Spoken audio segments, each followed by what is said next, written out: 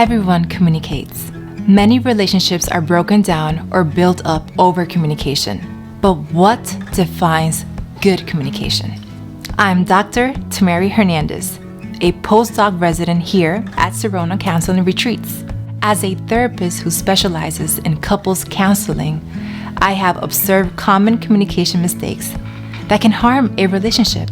So in this video, we'll explore the 3 do's and don'ts of communication in relationships, as well as actionable tips to help you improve the way you communicate with your partner. First, do advanced listening versus beginner listening. Active listening is awesome and a much underused skill. It is the ability to not only listen, but reflect back to the speaker what you understand about what they have said. Active listening is not an easy skill to learn, but it is well worth it. It conveys empathy, respect, and is highly validating. And it can help to avoid misunderstandings that may lead to conflict. Beginner listening is a common way of communicating, and it can be fine when people understand each other, but in conflict, it isn't enough. A common example of beginner listening is jumping in with your point right after your partner stops speaking. When you don't convey your understanding of what your partner is saying, misunderstandings can keep conversations going around in useless circles. Second, do use I statements. Don't blame. I statements are like a superpower. Listen to the difference between saying, "You never listen to me," versus, "I feel like I'm not being heard when I talk."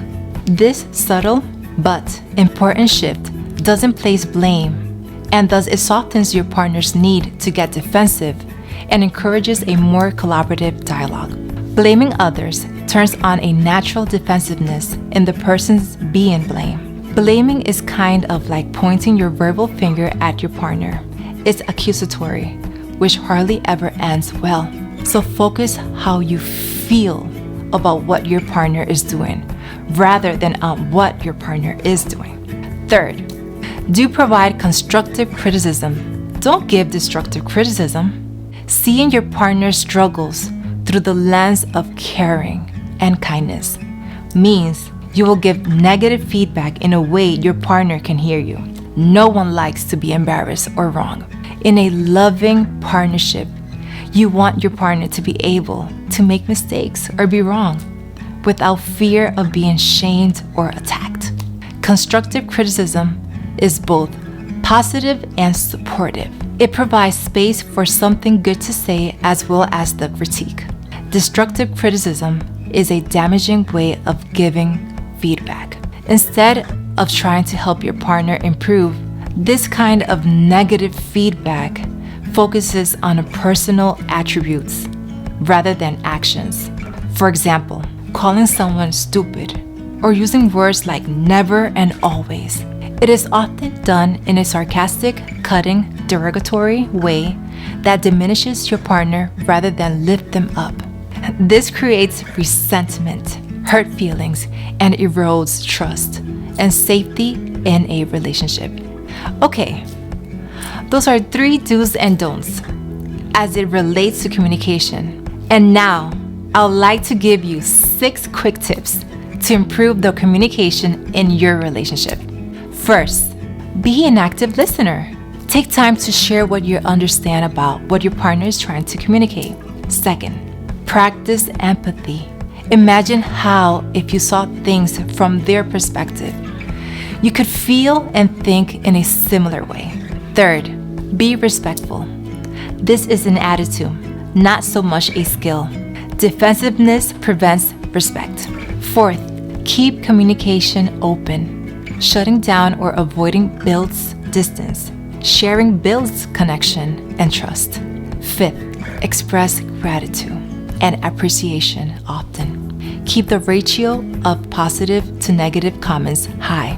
Sixth, keep emotional temperatures in a safe zone. If the conversation becomes too heated, take a break to cool down and regroup. Effective communication is more than just talking. It is the foundation of healthy and strong relationships. It requires having an adult communication skill set, which includes accepting others' perspective, wanting to understand, caring about feelings, not just facts, and a desire to be respectful. Sometimes emotional issues, past trauma, and low self-esteem interfere with good communication. When emotions and triggers get involved, logic and reason go out the window. Syrona counseling retreats are a good way to immerse you and your partner in the process of repairing the relationship ruptures that poor communication creates. If communication problems are sabotaging your relationship, don't settle for living with hurt and resentment. Good, effective communication can be learned. Click the link below and schedule a consultation today.